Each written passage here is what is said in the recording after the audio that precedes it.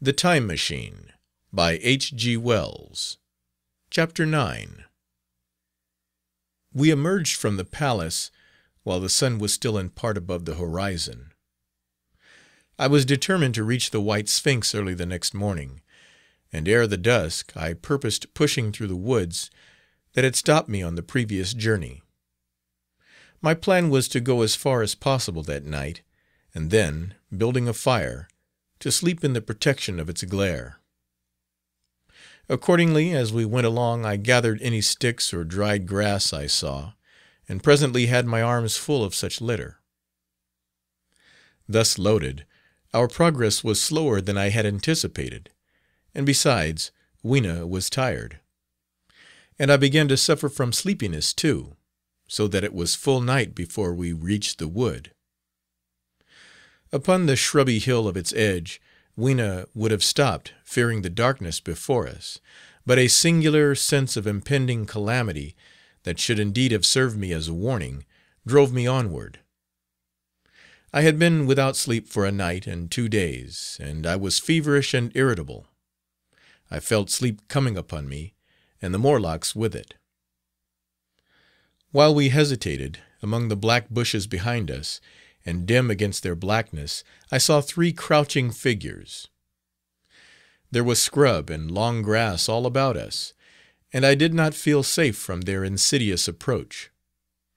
The forest, I calculated, was rather less than a mile across. If we could get through it to the bare hillside, there, as it seemed to me, was an altogether safer resting place. I thought that with my matches and my camphor I could contrive to keep my path illuminated through the woods.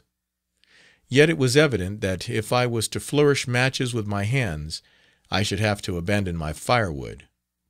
So, rather reluctantly, I put it down, and then it came into my head that I would amaze our friends behind by lighting it. I was to discover the atrocious folly of this proceeding, but it came to my mind as an ingenious move for covering our retreat.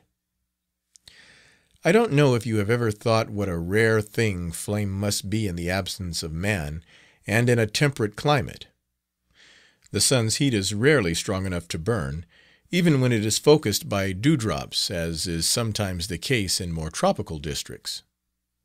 Lightning may blast and blacken, but it rarely gives rise to widespread fire. Decaying vegetation may occasionally smolder with the heat of its fermentation, but this rarely results in flame. In this decadence, too, the art of fire-making had been forgotten on the earth. The red tongues that went licking up my heap of wood were an altogether new and strange thing to Weena. She wanted to run to it and play with it. I believe she would have cast herself into it had I not restrained her. But I caught her up, and in spite of her struggles, plunged boldly before me into the wood. For a little way the glare of my fire lit the path. Looking back presently I could see, through the crowded stems, that from my heap of sticks the blaze had spread to some bushes adjacent, and a curved line of fire was creeping up the grass of the hill.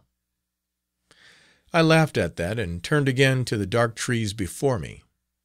It was very black, and Weena clung to me convulsively, but there was still, as my eyes grew accustomed to the darkness, sufficient light for me to avoid the stems. Overhead it was simply black, except where a gap of remote blue sky shone down upon us here and there. I struck none of my matches because I had no hand free. Upon my left arm I carried my little one, in my right hand I had my iron bar.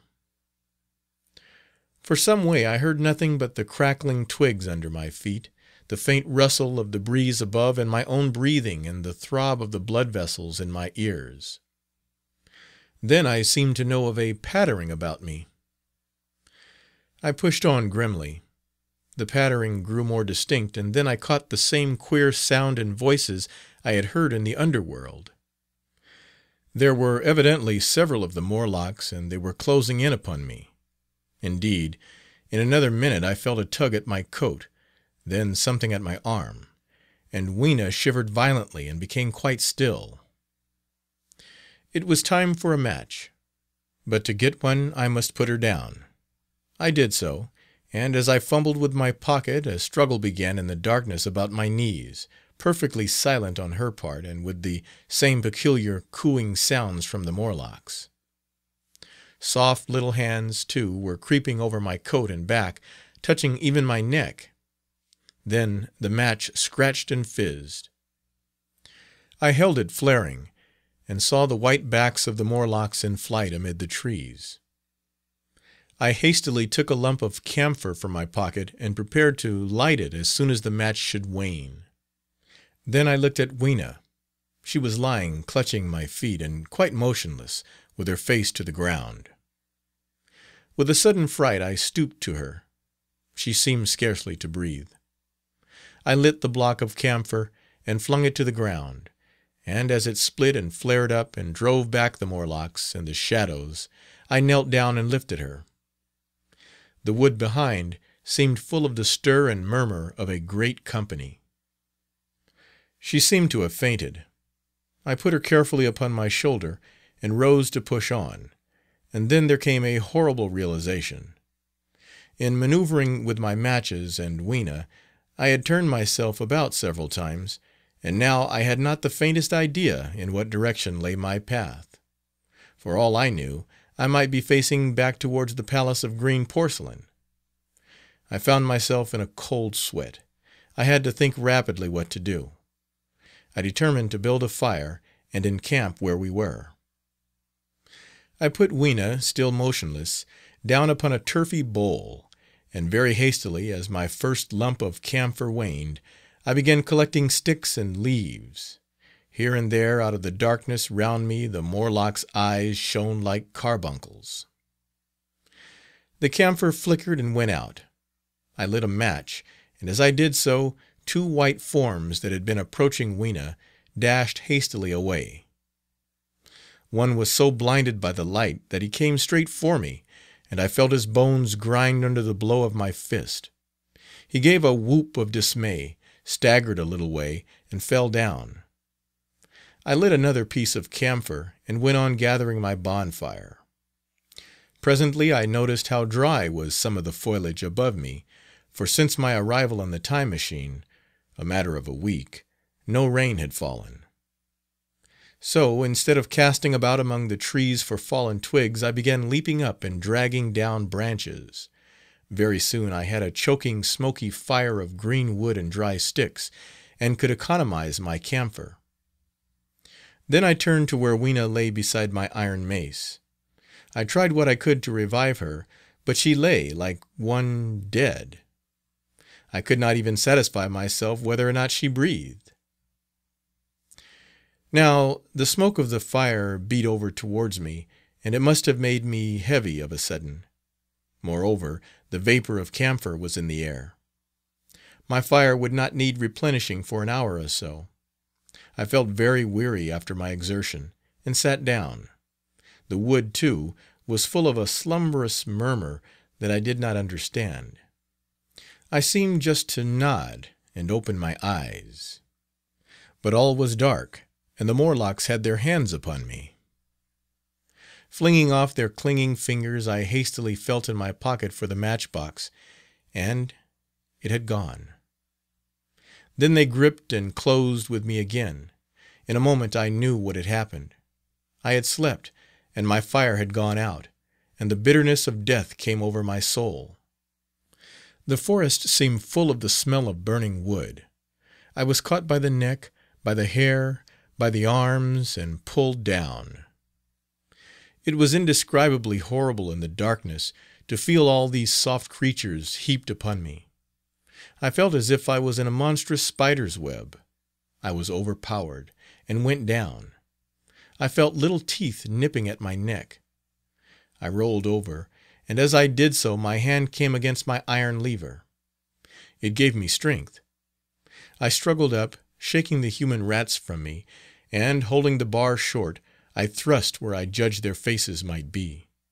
I could feel the succulent giving of flesh and bone under my blows, and for a moment I was free. The strange exultation that so often seems to accompany hard fighting came upon me. I knew that both I and Weena were lost, but I determined to make the Morlocks pay for their meat. I stood with my back to a tree, swinging the iron bar before me. The whole wood was full of the stir and cries of them. A minute passed.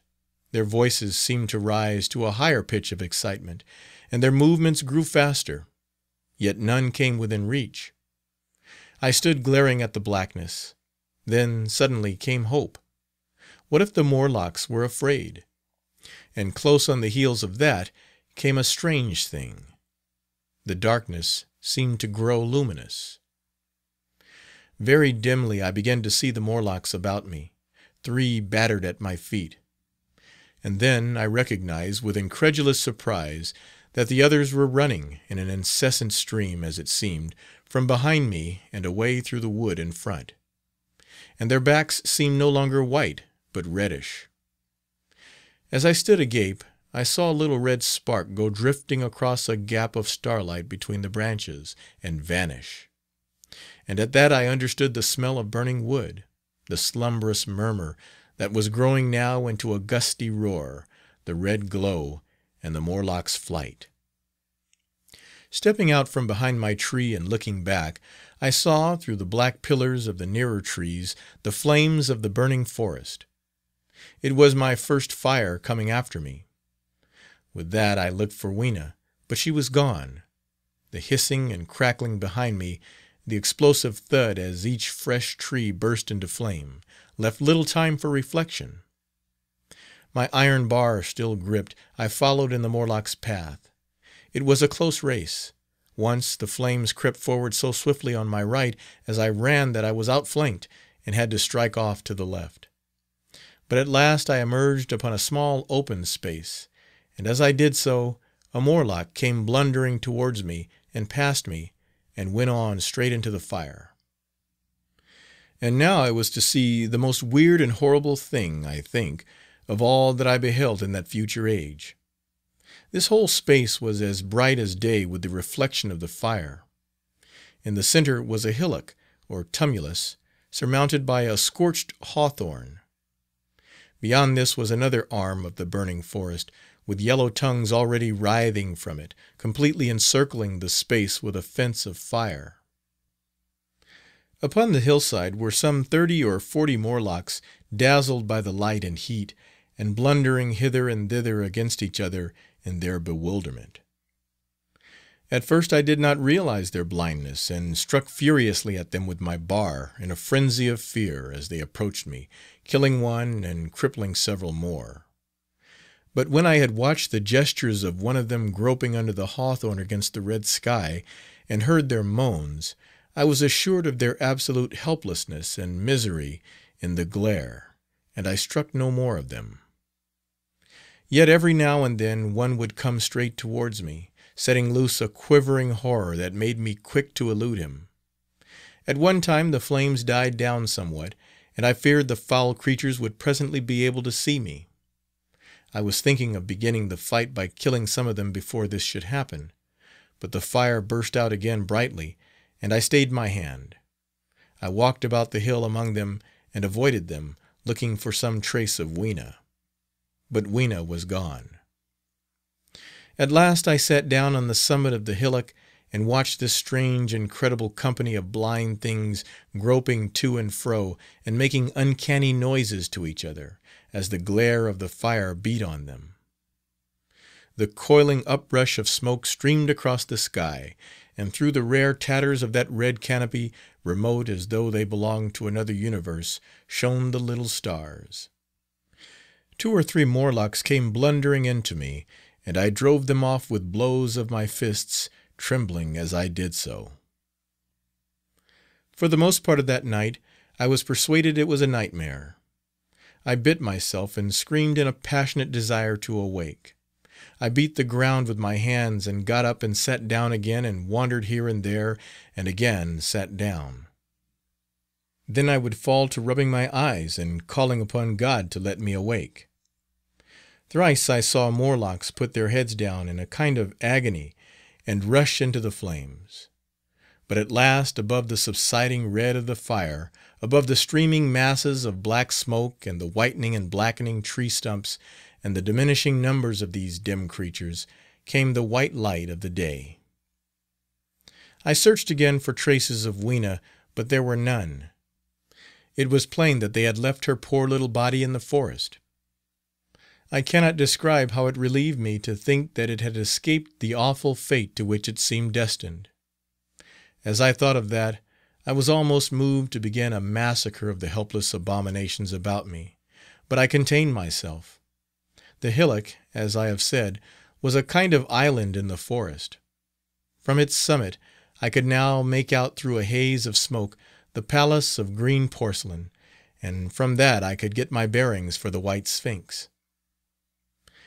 And so, leaving the remnant of these damned souls still going hither and thither and moaning as the day grew clearer, I tied some grass about my feet and limped on across smoking ashes and among black stems that still pulsated internally with fire, towards the hiding place of the Time Machine.